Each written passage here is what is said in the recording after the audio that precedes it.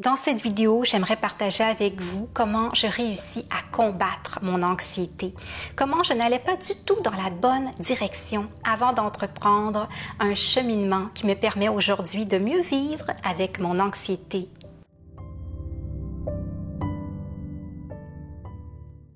Bonjour et bienvenue de nouveau si vous cherchez des conseils et de l'inspiration pour vivre une vie plus douce et plus simple, vous êtes au bon endroit.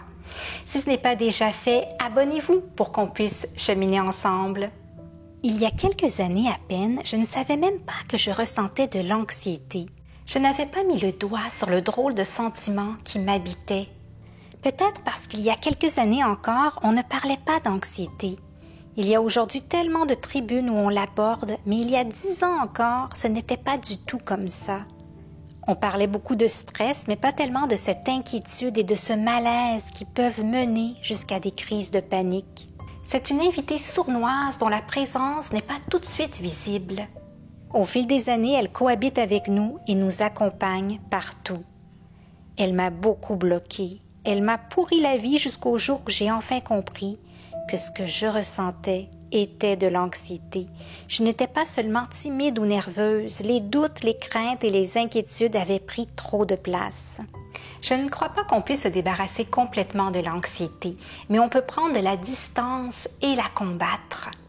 Aujourd'hui, j'en ressens toujours à certains moments, mais c'est différent grâce à mon cheminement et aux outils que je possède maintenant. Je ne les ai pas acquis du jour au lendemain et c'est un travail toujours en cours. Chaque parcours de vie est personnel. Peut-être que vous vous reconnaîtrez dans le mien, peut-être que le vôtre est complètement différent. Je précise que je ne suis pas une psychologue ou une spécialiste de la question et que les conseils que je vous donne sont tirés de ma propre expérience. Si vous ressentez de l'anxiété qu'elle vous empêche d'aller de l'avant, je vous encouragerai donc à vous tourner vers un professionnel de la santé. En attendant, j'ai réuni dans cette vidéo mes meilleurs conseils et constats autour de l'anxiété. Je comprends cependant qu'il m'a fallu tout un cheminement pour les intégrer dans ma vie et qu'il ne suffit pas de partager ces clés qui ont fonctionné pour moi avec d'autres. Il faut avoir fait son propre cheminement, mais j'espère tout de même qu'ils pourront un peu vous aider et vous accompagner si vous ressentez de l'anxiété. En numéro 1, je ne suis pas l'anxiété. Vous remarquerez que je dis bien ressentir de l'anxiété. Je ne suis pas l'anxiété, je ne suis pas anxieuse, je ressens de l'anxiété. C'est une émotion comme une autre, elle ne me définit pas, elle ne vous définit pas. C'est vraiment la base de tout cheminement, mettre une distance entre soi-même et l'anxiété. Ça ouvre des horizons, on prend du recul et on peut comprendre que l'on est en train de vivre quelque chose, de ressentir quelque chose. On n'est pas cette émotion et ça vaut d'ailleurs pour toutes les autres émotions. En numéro 2, l'anxiété ne sert à rien. C'est évident comme phrase quand on la dit ou la lit, mais je vous assure que si vous l'intégrez et la comprenez profondément dans votre esprit, vous allez pouvoir vous libérer de votre anxiété. Essayez de vous rappeler une seule fois où le fait de vous inquiéter a servi à quelque chose. On croit à tort que penser et s'inquiéter d'une chose très fortement permettra de la surpasser. Bien sûr, historiquement, l'anxiété a joué un rôle crucial dans l'évolution de l'espèce humaine parce qu'elle a permis à nos ancêtres de rester vigilants face aux dangers, de réagir rapidement aux menaces et d'éviter des situations potentiellement mortelles. Et personne ne peut se permettre d'être complètement insouciant puisque certaines menaces nous entourent. Mais quand on fait face à une situation problématique, l'état d'anxiété ne va pas contribuer à la régler. C'est comme s'ajouter une couche supplémentaire de souffrance qui va au contraire nous empêcher d'agir efficacement. En réalité, l'anxiété ne change pas les faits ni les circonstances extérieures, elle ne fait qu'affecter notre bien-être intérieur. Elle peut nous alerter sur un problème ou une menace, mais quand elle prend le dessus, elle nous paralyse. Elle ne sert non seulement à rien, elle nuit à notre capacité de penser clairement.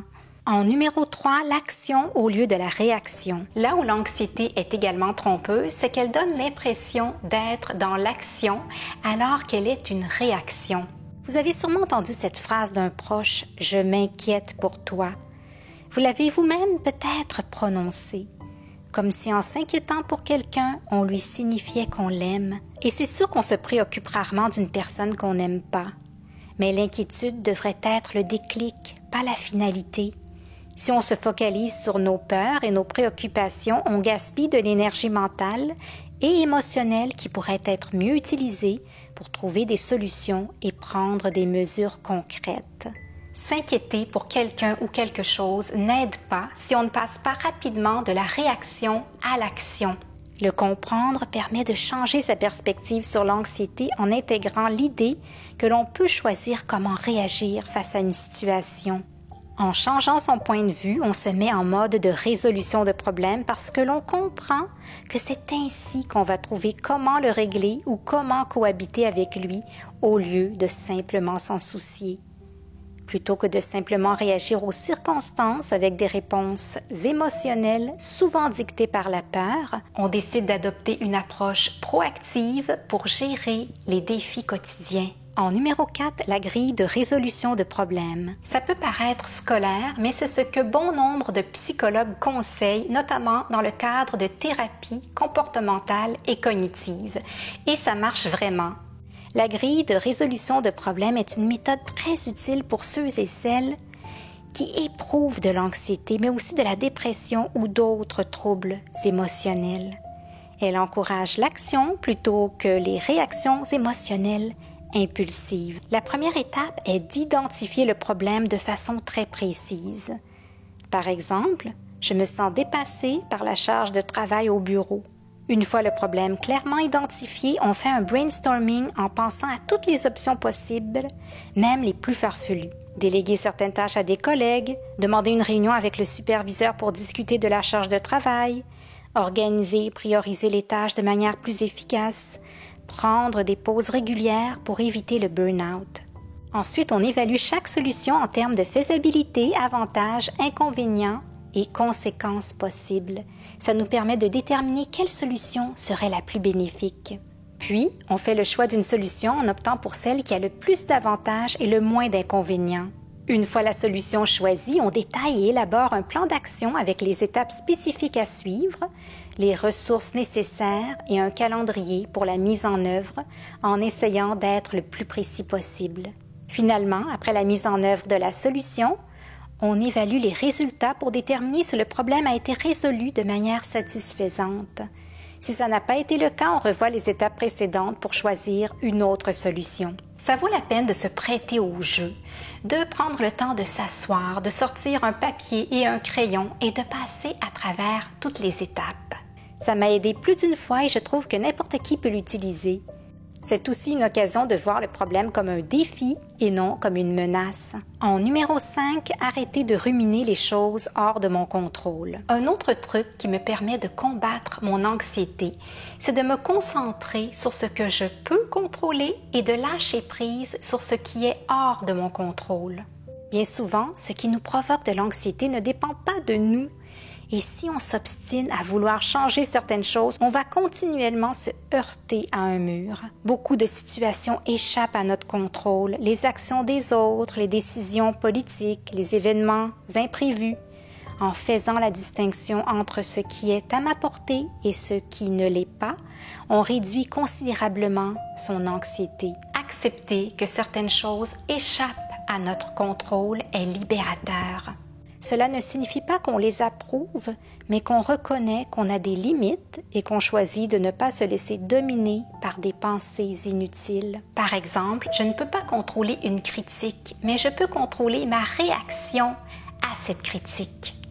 Je peux en effet influencer mes propres actions et réactions, tout comme mes efforts pour améliorer ma situation. Et c'est sur ces aspects de la vie que je décide de me concentrer. En numéro 6, ranger mes soucis dans un tiroir. Qui dit anxiété dit aussi souvent problème de sommeil.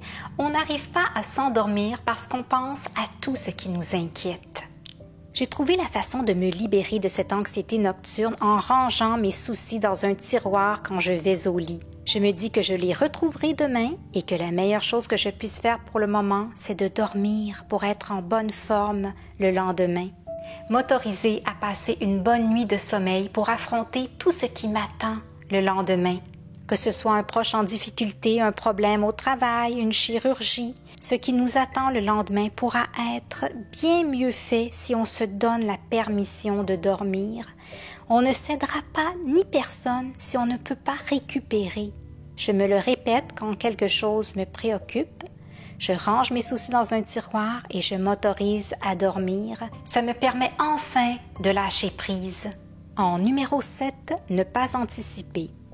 Le pire scénario est d'imaginer le pire scénario. On ouvre des portes et on s'imagine comment les choses vont se passer. Mais ces portes qu'on ouvre, ces chemins de pensée qu'on emprunte, resteront pour la plupart fermés. Pourquoi vivre les choses en double? Pourquoi se mettre de la souffrance? Quelque chose de pénible nous attend et on l'anticipe. On le vit à de multiples reprises avant qu'il ne survienne réellement ou peut-être jamais. J'ai grandement cessé d'anticiper. Quand un événement plus difficile m'attend, je me prépare, mais ensuite je lâche prise. Je ne me projette pas. Je ne commence plus à réfléchir à tout ce qui ne pourrait pas bien se passer. Je n'ouvre plus de portes, je me recentre sur le présent. En numéro 8, impermanence. Finalement, je vous ai déjà parlé de la notion d'impermanence dans ma vidéo sur le minimalisme et le temps. C'est une notion qui est pour moi révolutionnaire. Elle a changé beaucoup de choses dans ma vie. Pour l'anxiété, c'est un outil formidable. Quand je suis en train de vivre un moment pénible, par exemple au niveau médical, je me répète le mot impermanence. Ce moment va passer et laisser la place à un meilleur. Quand je ressens de l'anxiété, je me le dis aussi. Cet état ne dure pas. Impermanence est un mot magique et je vous invite vraiment à l'intégrer dans votre vie pour vous aider à traverser des moments douloureux. L'anxiété est un vaste sujet et j'espère que ces quelques conseils ont pu vous rejoindre. Dites-moi en commentaire si vous comptez en retenir certains et quels sont vos propres trucs pour combattre votre anxiété.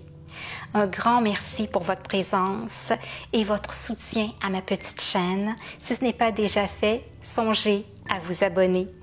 Prenez bien soin de vous et à bientôt!